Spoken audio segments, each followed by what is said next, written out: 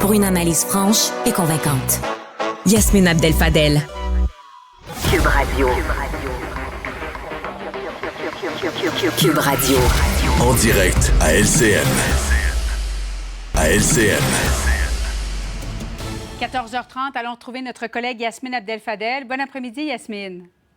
Bon après-midi, Julie. Alors, au moment où on se parle, 14h30, le premier ministre français, Gabriel Attal, est sur le point d'atterrir à Québec. Il doit aller rencontrer le premier ministre François Legault un petit peu plus tard cet après-midi. Par ailleurs, il a tenu avec M. Trudeau un point de presse en fin d'avant-midi. Et il y a un journaliste qui a posé la question, est-ce que vous adhérez toujours à cette formule de non-ingérence, non-indifférence qui caractérise les relations politiques franco-québécoises depuis des décennies? Écoutons sa réponse. Je ferai une conférence de presse au Québec, ça tombe bien, je suis là. Et je pense que les Québécois seront attachés à ce que je puisse répondre au Québec à toutes les questions qui sont posées. Maintenant, vous avez repris une phrase, je crois que c'était Perfit, qui avait dit non-ingérence, non-indifférence, qui, moi, je trouve que cette phrase en dit long, et je m'y retrouve assez bien. Yasmine, pourquoi on accorde autant d'importance à ce que pense la France au projet de souveraineté? Je le sais pas. Je comprends pas pourquoi on attend que la France nous dise si elle voit ça d'un bon œil ou d'un mauvais œil. On est un peuple, on est une nation capable de déterminer par elle-même son avenir sans avoir le grand frère ou la grande sœur qui nous dit go ou no go, là. Je comprends pas pourquoi on attend continuellement cette approbation du gouvernement français, comme si on était sous tutelle de la République française, comme si on était encore sous tutelle politique ou morale de la République française. Si un jour on devient un pays, la France va devoir y faire face puis entretenir des relations avec le nouveau pays comme tous les autres pays. Et même chose, si on le devient pas, notre nation a une proximité naturelle, notamment à cause de la langue, grâce à la langue et la culture et des institutions démocratiques qui peuvent être semblables.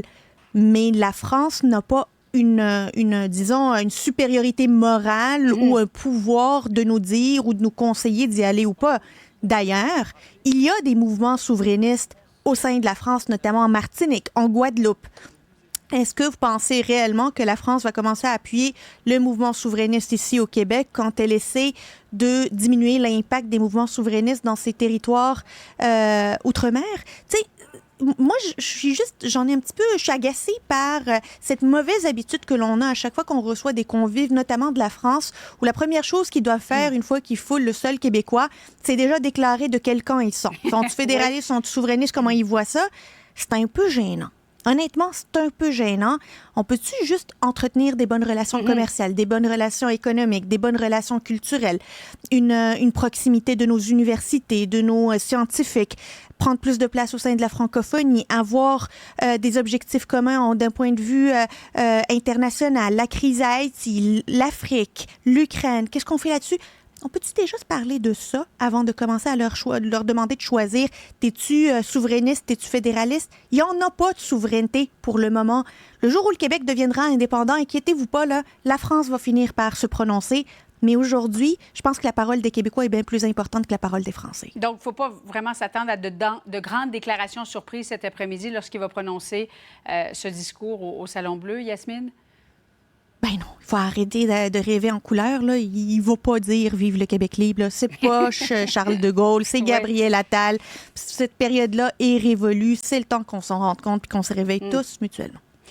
Pour la première fois au Québec, il y a des infirmières praticiennes qui vont pouvoir prendre en charge des patients, un peu comme les omnipraticiens, sans être supervisées par un médecin. Ce sera effectif à compter de lundi prochain. Est-ce que tu crois que ça va avoir un effet rapide sur l'accès à la première ligne? Parce que, dans le fond, il est là le problème. Une fois qu'on est rentré dans le réseau, ça va bien. C'est pour y rentrer que c'est difficile. Ben, c'est une excellente nouvelle, puis je me demande pourquoi on n'a pas ça plus tôt.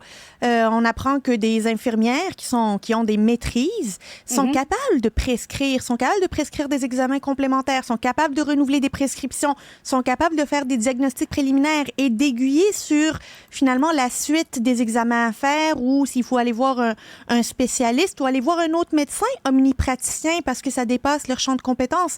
Mais lorsqu'on apprend que ces infirmières vont pouvoir prendre en 200 et 1000 patients et les prendre en charge, pas juste les voir une fois puis pas s'en rappeler, mais que ça devienne leur infirmière de famille, là, un peu comme le concept de médecin de famille, bien, vraiment bonne nouvelle.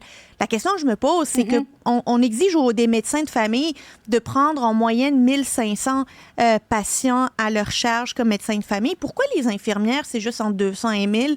La question que je me pose, pourquoi aussi peu? Elles ont la capacité de faire la même chose que les médecins. Elles sont capables de venir porter assistance à cette, finalement, ces gros défis que l'on a de manière sociétale.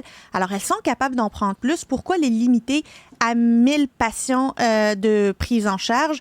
Je pense qu'il faut généraliser cette pratique. Les infirmières sont compétentes, sont excellentes et méritent qu'on leur donne la place qu'elles méritent.